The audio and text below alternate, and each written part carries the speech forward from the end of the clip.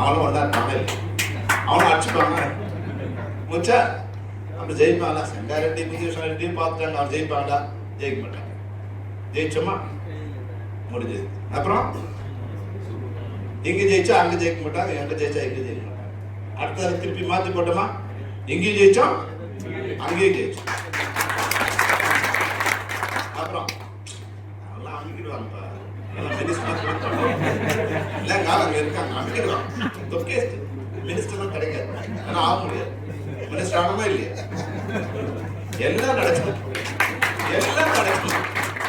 அதனால வந்து அவன் சொல்றான் இவன் சொல்றான், நீங்க எந்த குறை சொல்ற?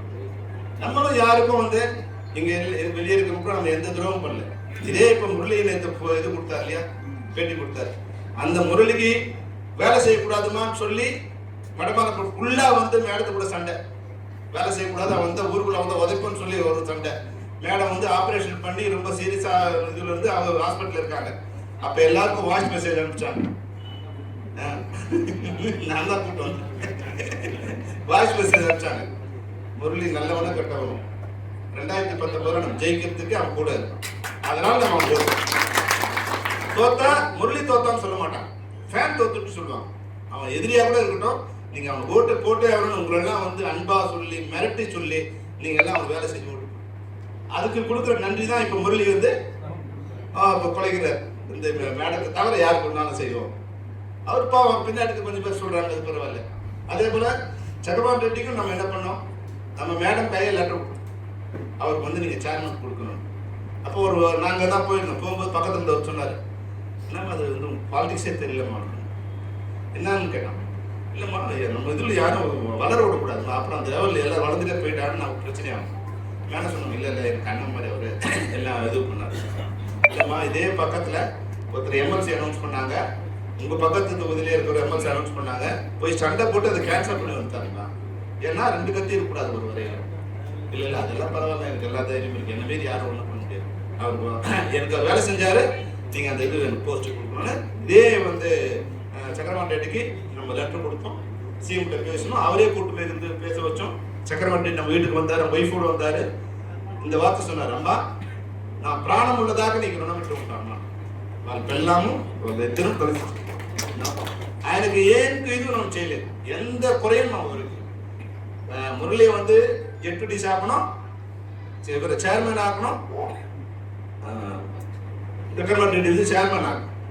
இவங்களுக்கும் இதே கேஜே குமாருக்கு சொல்லும்போது சொன்னாங்க, அண்ணா அவங்க இஷ்டம், நான் இங்கே லோக்கல்ல லீடர்ஸ்க்கு அவங்க செட் ஆகல, அதனால நீங்க வெளியே எங்க ஒன்றாலும் கொடுத்துருங்க, லோக்கல்ல இருந்து அவங்க ஒரு பிரச்சனை வந்துருக்கா நீங்க நான் கொடுக்க வேணாம்னு சொல்லுங்க.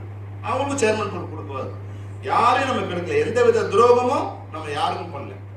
அதனால நம்பினவங்களை நம்ம எப்பவுமே கைவிட்டது இல்லை. தயவு செய்து இதெல்லாம் அவங்களே நம்ம விமர்சனம் பண்ண வேண்டிய அவசியம் இல்லை. எல்லாம் ஒரு கட்சியில இருந்தாங்க. கடவுள் எல்லாருமே கடவுள் ஒருத்தர் இருக்கா. நம்ம நினைப்போம் யாரையும் பார்க்கல, ஆனா எல்லாரையும் பார்த்துட்டு இருக்கான்னு எல்லாரும் தெரியாது. நம்ம திருட்டு தடவை பண்ணோம் இல்லையா, அப்படி எண்ணுவோம், கையில காசு திரும்பி எண்ணுவோம். அடப்பா மேலந்தத்தை பார்த்துட்டு இவன் பார்க்கலாண்டா, மேலந்தத்தை பார்த்துருக்காண்டா, எல்லாரையும் பார்த்துட்டு இருக்காண்டா, எல்லாருக்கும் அவன் கணக்கு வச்சிருக்காண்டா. நீங்க ஒன்னா பாருங்க, ஒவ்வொருத்தரோட பாவ புண்ணியத்துக்கு அவங்களுக்கு உண்டான கர்மா அவங்க சேரும், நிச்சயமா சேரும். அரசியலை மீறி புண்ணியம்னு ஒண்ணு இருக்கு. கடவுள் மேல நம்பிக்கை இல்லாம இருக்கலாம், ஆனா பாவ புண்ணியம்னு ஒண்ணு இருக்கு. அது உங்களுக்கு சேரும், உங்க வாரிசை சேரும், உங்க சந்ததியை சேரும். அதனால நமக்கு யாராவது துரோகம் பண்ணணும்னு நினைச்சாங்கன்னா அவங்களை கடவுள் பனிஷ் பண்ணுவார், நம்ம ஒண்ணும் பண்ண வேண்டிய அவசியம்.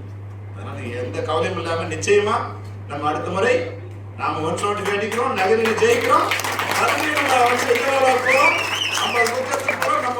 வெற்றி விழாவை கொண்டாடுறோம். உங்களை அனைவரும் வெற்றியோடு சந்திப்போம், அனைவரும் வேலை செய்வோம். நன்றி, வணக்கம்.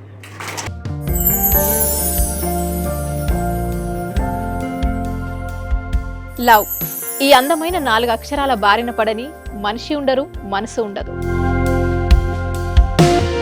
ఈ లవ్ కొంతమంది జీవితానికి సరిపడా మధురమైన అనుభూతులను అందిస్తే, మరికొంతమందికి జీవితాంతం వెంటాడే చేదు జ్ఞాపకాలను మిగిల్స్తుంది. లైలా మజ్ను, పార్వతీ దేవదాస్ ఈ 2 కథల్లో మజ్ను లైలా ప్రేమ కోసం ఎంత పరితపించాడో విన్నాం. దేవదాస్ పార్వతి ప్రేమ కోసం ఎంత పిచ్చోడయ్యాడో చూసాం. కానీ లైలా మజ్ను ప్రేమ కోసం ఎంత ఆరాటపడిందో మనం ఆలోచించలేదు. దేవదాసు దూరమయ్యాక పార్వతి పరిస్థితి ఏంటో మనం అర్థం చేసుకోలేదు.